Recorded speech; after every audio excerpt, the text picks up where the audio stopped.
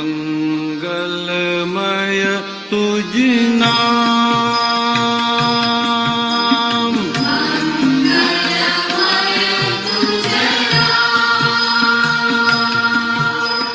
અભેદ ચેતન ધામ,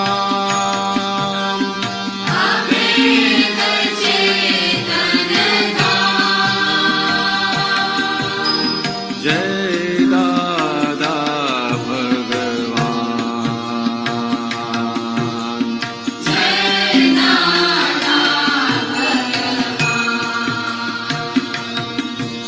ऐकेश्वर निर्भेदी मज़हब अभेद संगम धैर्येश्वरी तप करोड़ो वर्षो સુધી અચરજ નિત પર્યુષણ સહજાત્મા લક્ષ્મી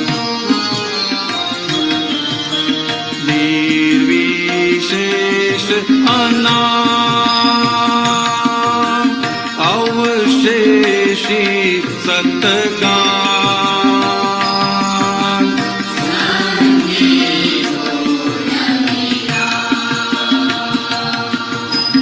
મંગલમય તુજ નામ,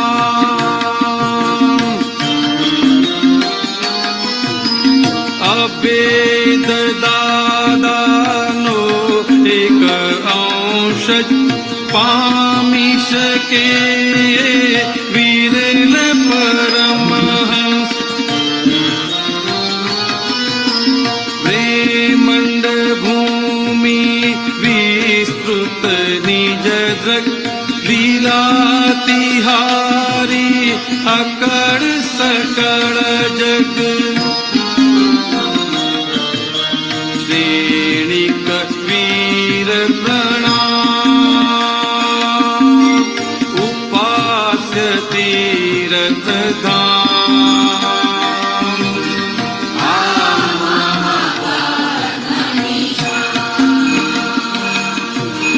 મંગલમય તુજ નામ,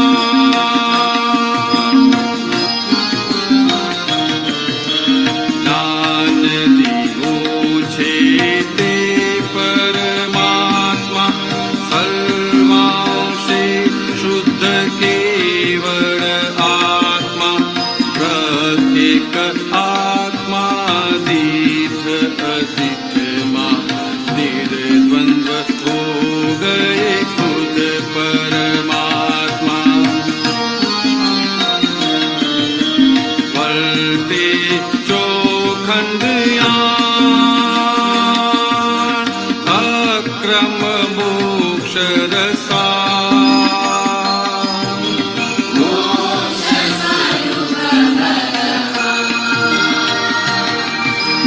મંગલમય તુજ નામ,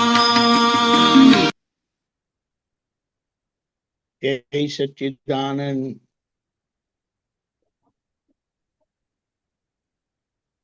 દાદાનું જે આ પ્રાગટ્યક્રમ સ્વરૂપે થયું છે એ એમના એ પ્રાગટ્યથી આટલા બધા દીવડા પ્રગટ થયા છે. એક એક દીવડો સર્વાંશ દાદા ભગવાન છે. એટલે આપણે એ વાત સમજીને એવા દાદા આપણી અંદર પ્રગટ થયા છે તો હવે આપણે શું કરવું ઘટે. હંમેશા આ ઔપચારિક વાણી એવી હોય ને કે જેમાં આપણે એમ વખતે કીધું હોય કે શું કરવું ઘટે તો કે બધા કરવા પડામાંથી તો છોડાયા છે, હવે તમે શું કરવાની વાતો કરો છો, બહુ મુશ્કેલ છે. એટલે વિતરાગનો સિદ્ધાંત સમજવો અને બહાર વક્તવ્યપણે એને શું કહેવાય એવો ખુલ્લો થવો બહુ અઘરું છે કામ. પણ આપણને શું મળ્યું છે તે મુદ્દો આપણે પકડી લેવાનો છે કે દાદાનું નામ માત્ર મંગલમય છે. એ નામ સાથે જોડાયેલું એમનું યશ નામ કર્મ છે. તો એ યશ નામ કર્મ કેવી રીતે થાય એના માટે દાદાએ બહુ સરસ સમજણ આપી છે કે કોઈ પણ કાર્ય એ કરે હંમેશા નિમિત્ત ભાવે તો દરેક કોઈને કોઈ કાર્ય કરતા હોય છે, દરેક જણ કરતા હોય, પણ પોતે એ ક્યારે પણ જસ લે નહીં, એનો જસ બીજાને આપે તો એ બીજાને જસ આપવાથી એમનું યશ નામ કર્મ ખુલ્લું થાય. યશ નામ કર્મ સામાન્ય રીતે પોતે કરતા નથી હોતા, પોતે કરેલું નથી હોતું, અને આમે આપણે જાણીએ છીએ કે વ્યવસ્થિત શક્તિ કરતા છે, પણ પોતે કરેલું નથી, નિમિત્ત ભાવે પણ પોતે નથી હોતા, અને પોતે એનો જસ લેવા ફરે છે. તો ત્યાં એમનું યશનામ કર્મ બહુ તૂટે છે. એટલે પછી એ જ્યાં જાય એટલે જે દાદાના નામે એમ કે છે આપણે બધા તરી જવાના એમ કરીને કે છે, એવા લોકોનું નામ પણ આવે ને તો માણસનું કામ ડૂબી જાય. એને અબજસ કર્મ કહે છે અને બીજું યશ નામ કર્મ કહે છે. એટલે આ યશ નામ આવું છે. તો દાદાનું યશ નામ આપણે કહીએ એમનાથી કેટલું બધું થયું. આપણને એમ કીધું, આપણે કીધું કે દાદા તમે તો મારું કલ્યાણ જ કરી નાખ્યું. તો કે મેં કશું કર્યું નથી, હું તો નિમિત્ત છું. એમણે ક્યારે પણ એ જસ લીધો નથી. અને કે પુણ્ય તો તમારી કામ કરી ગઈ, હું તો વચ્ચે નિમિત્ત ભાવે જ હતો. એટલે આ વસ્તુ આપણને બહુ સરસ શીખવાડે છે કે કેમ કરીને આ ક્રિયાવાળા જગતમાંથી આપણે છૂટી જવું. કારણ કે એક જ વસ્તુ સમજણમાં દાદાએ આપી છે, જે કંઈ પણ થયું ને આપણાથી તેને દાદાની કૃપા સમજી લેવી. અને જે કંઈ પણ અવળું થયું ને, અવળું થાય છે ને, ભૂલો થાય છે, તે બધી તેના માટે હું જવાબદાર છું. એમ કે આમ કરશો ને આમ રાખશો ને તો તમારી ખૂબ પ્રગતિ થશે. નહીં તો કંઈ પણ કર્યું તો કે મારા પુરુષાર્થ, પોતાના પુરુષાર્થને ગાવાની જરૂરત નથી. પણ જ્યાં પોતાનો પુરુષાર્થ છે ત્યાં દાદાની કૃપા સમજવી, અને જ્યાં પોતે કંઈ પણ નિષ્ફળ જાય છે, ફેલિયર થાય છે, કામ બગડે છે, તો પોતાની ભૂલ જ મનમાં રાખવી. તો આનાથી આપણી ઉત્તમ પ્રગતિ થાય. એટલે દાદાએ જીવીને બતાડ્યું છે એ કેવી રીતે બધાની જોડે હૃદયથી રહેવું. આ હૃદયનો માર્ગ ક્યારે ખુલ્લો હોતો નથી. જ્ઞાનની ગમે તેટલી વાતો કરીએ પણ એ જ્ઞાનથી નિષ્ફળતા કેટલીક વખત ઊભી થઈ જાય છે. આપણે કહીએ પેલા મારા ભાઈ છે, પેલા મારા બેન છે, અને આપણે જતા તો કર્મનો હિસાબ છે, ભાઈ ને બેન, તો કેવી નિષ્ફળતા આવી જાય. પણ આ બંને વસ્તુને વિવેકથી એને વાપરવાની છે. કે જ્યાં વધારે પડતી લાગણી ઊભી થઈ જાય ને તો બધી ત્યાં કર્મની વાત મૂકી દેવાની, હિસાબની વાત મૂકી દેવાની. એટલે લાગણી આપણી નોર્માલિટીમાં આવી જાય. અને બિલકુલ લાગણી જ્યાં નથી થતી ને તો ત્યાં એક પ્રકારનો જાણતા અજાણતા પણ અભાવ ઉભો થશે. એ અભાવ ઉભો ના થવો જોઈએ. તો અભાવ જ્યાં ઉભો થાય છે ને ત્યાં હું જ છું કરીને આપણે એની ગોઠવણી કરી દેવાની. એટલે પછી મને કોઈના પ્રત્યે અભાવ તિરસ્કાર થાય નહીં. કારણ કે અભાવ તિરસ્કાર સામાન્ય લાગે છે, પણ અભાવ તિરસ્કારમાં જે ભેદ ઉભો થાય છે ને એની તીવ્રતા બહુ મોટી છે. અને જ્યાં ભેદ છે તો દાદા કહે છે કે ત્યાં ભગવાન નથી. જ્યાં ભેદ છે ત્યાં વ્યવહાર નથી.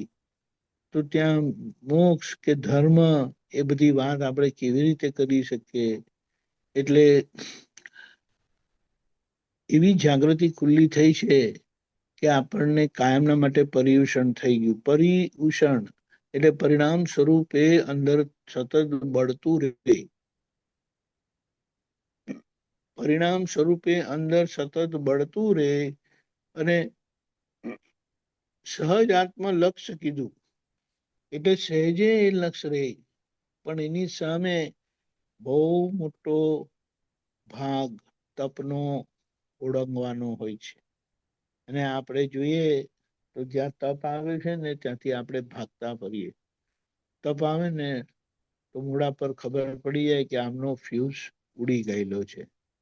હવે વિચાર કરો, નથી થતું? આ બહુ જોવા જેવી છે. એટલે આપણે કહીએ કે ના ગમતાનું લિસ્ટ બનાવો. ના ગમતાનું, અરે કેટલા લોકો તો બિલકુલ જોવા ગમતા નથી. અને જો સામા આવે ને તો આમ છટકી જવાનું મન થાય, ભાગી જવાનું મન થાય. એટલે આવું રહેવું અને આપણે કહીએ કે આપણે જ્ઞાનમાં પ્રગતિ કરીએ. હવે એક વસ્તુ એવું સમજાય છે, જ્ઞાનમાં પ્રગતિ કરવા કરતા, એવું બોલવા કરતા મારે વ્યવહારમાં પ્રગતિ કરવી છે, બોલવા જેવી વાત છે. એટલે કે વ્યવહારમાં જે હું કઠણ હૃદયનો થઈ ગયો છું ને, ત્યાં હું કંઈક પ્રેમ સ્વરૂપ થાઉં. કઠણતા કોઈને કોઈ રીતે આવી જાય છે. હવે આ બધા પ્રમાણથી આપણે જીવી જવાનું છે. અહીંયા જે છેલ્લો શબ્દ છે ને, અહીંયા આવ્યું છે ને, નિર્વિશેષ અનામ. કોઈ પણ જાતની વિશેષતા નહીં, સ્પેશિયાલિટી નહીં, સર્વસામાન્ય રીતે. જ્યારે એવું થયું, સામાન્ય ભાવ આવ્યો, ત્યારે આપણે સતત સત સ્વરૂપ રહી શકીશું. અને એ સંજ્ઞા છે, ઇન્ડિકેશન છે, પ્રમાણ છે પૂર્ણતાનું, પૂર્ણ વિરામ પ્રાપ્ત થયેલાનું. એટલે કે આપણી બધી વિશેષતા નીકળી ગઈ. ત્યારે જાણવું કે આપણે સત અને સતની આરાધનામાં સત સ્વરૂપે રહીએ છીએ. અને એનું માપ એટલે એનું એ શું બતાડશે? તો કે પૂર્ણતાની સંજ્ઞા છે. આપણે આ બધું જોઈએ, ખરેખર તો આ બધી વાત કરીએ છીએ તે પૂર્ણતાની સંજ્ઞાની વાત છે. પણ આ તો આપણે સમજીએ કે કેવી રીતે દાદાએ આપણને સહજપણે આ કરી આપ્યું છે. બહુ બધી વાતો છે, પણ આપણે છેલ્લી એક વાત કરી લઈએ કે દાદાનો એક જ અંશ જો આપણને સમજમાં આવ્યું ને, તો આપણી ભૂમિકા, આપણી સરખામણી વિરલ પરમહંસ જોડે થાય જ. અને આપણને એ પ્રાપ્ત થયેલું છે. તો બસ આપણે જીવી જાણીએ અને દાદા માટે અહો અહો અહો અહો કરીને, અને એ જ આપણું સર્વસ્વ કલ્યાણ કરનારું છે. જય સચ્ચિદાનંદ.